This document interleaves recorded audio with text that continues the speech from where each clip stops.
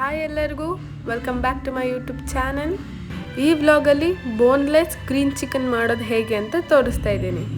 Taste ಅಂತೂ ತುಂಬ ಚೆನ್ನಾಗಿ ಬಂದಿತ್ತು. ನಮ್ಮ ಅಪ್ಪನಿಗಂತೂ ತುಂಬ ಇಷ್ಟ ಆಯಿತು. ಟೇಸ್ಟ್ ಬಗ್ಗೆ ಅಪ್ಪ ಏನು ಹೇಳಿದ್ರು ಅಂತ ನೀವೇ ಕೇಳಿ. ಚೆನ್ನಾಗಿದೆಯಾ?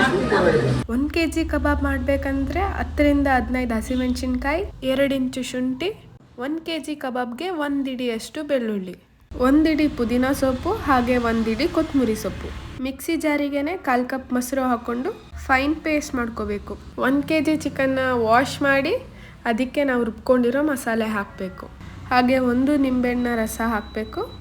ನಾವು ಚಿಕನ್ ವಾಶ್ ಮಾಡಾದಮೇಲೆ ಅದರಲ್ಲಿ ಸ್ವಲ್ಪನೂ ನೀರಿಲ್ದಿರೋ ಥರ ನೋಡ್ಕೋಬೇಕು. ಯಾಕೆಂದರೆ ಮಸಾಲೆ ಎಣ್ಣೆಲಿ ಬಿಟ್ಕೊಳ್ಳಲ್ಲ. ರುಚಿಗೆ ತಕ್ಕಷ್ಟು ಉಪ್ಪು ಹಾಕೋಬೇಕು. ಮಸಾಲೆನ ಕೈಯಲ್ಲೂ ಮಿಕ್ಸ್ ಮಾಡ್ಬೋದು, ಬೇಕಂದರೆ ಸ್ಪೂನು ಯೂಸ್ ಮಾಡ್ಬೋದು. ಕೈಯಲ್ಲಾದರೆ ಮಸಾಲೆ ಚೆನ್ನಾಗಿ ಮಿಕ್ಸ್ ಆಗುತ್ತೆ.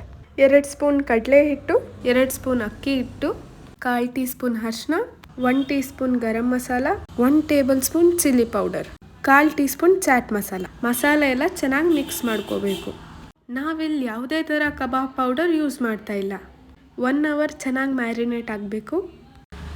1 ಅವರ್ ತುಂಬ ಚೆನ್ನಾಗಿ ಮ್ಯಾರಿನೇಟ್ ಆಗಿದೆ.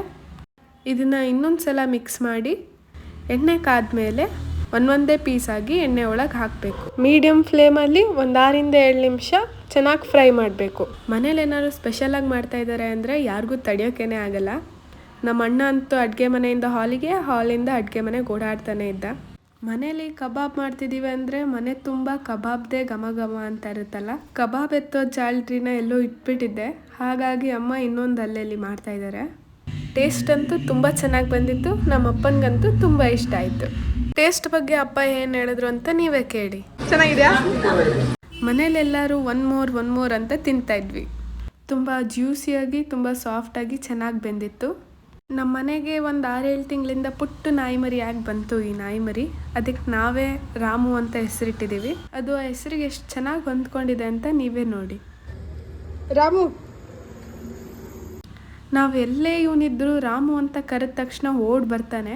ಹಾಗೆ ನಮ್ಮ ಮನೇಲಿ ಏನೇ ಮಾಡಿದ್ರು ಇದಕ್ಕೆ ಕೊಡ್ತೀವಿ. ನಾನ್ ವೆಜ್ ಮಾತ್ರ ತಿನ್ನುತ್ತೆ, ವೆಜ್ಜೆಲ್ಲ ತಿನ್ನೋದಿಲ್ಲ ಈ ನಾಯಿ. ನಾನು ಏನಕ್ಕೆ ತಿಂತಾ ಇಲ್ಲ ಅಂತ ಕನ್ಫ್ಯೂಸ್ ಆಗಿದ್ದೆ. ಏನಕ್ಕಂದರೆ ಅದು ಬಿಸಿ ಇತ್ತು, ಅದಕ್ಕೆ ಇದನ್ನು ಬಿಡಿಸಿ ಆರಿಸ್ಕೊಟ್ಟಾದ್ಮೇಲೆ ತಿಂತಾಯಿದೆ. ನನಗೆ ಈ ಥರ ನಾಯಿ ಮರಿಗಳಂದರೆ ತುಂಬ ಇಷ್ಟ. ನಮ್ಮ ಅಣ್ಣ ಬ್ಯಾಂಗ್ಳೂರಲ್ಲಿ ಚಿಕ್ಕಮ್ಮನ ಮನೆಗೆ ಹೋಗಿದ್ದ.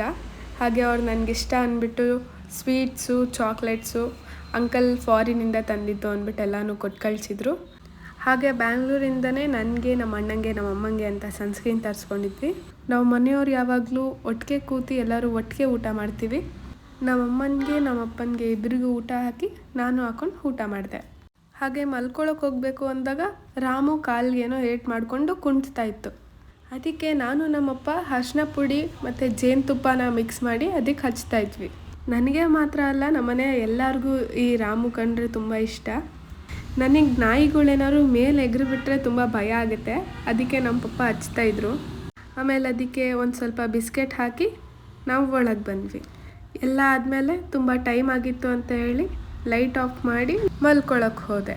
ಇದಾಗಿತ್ತು ಇವತ್ತಿನ ವ್ಲಾಗ್. ಇಷ್ಟ ಆದರೆ ಲೈಕ್ ಮಾಡಿ, ಕಮೆಂಟ್ ಮಾಡಿ, ಹಾಗೆ ನನ್ನ ಚಾನಲ್ನ ಸಬ್ಸ್ಕ್ರೈಬ್ ಮಾಡಿ.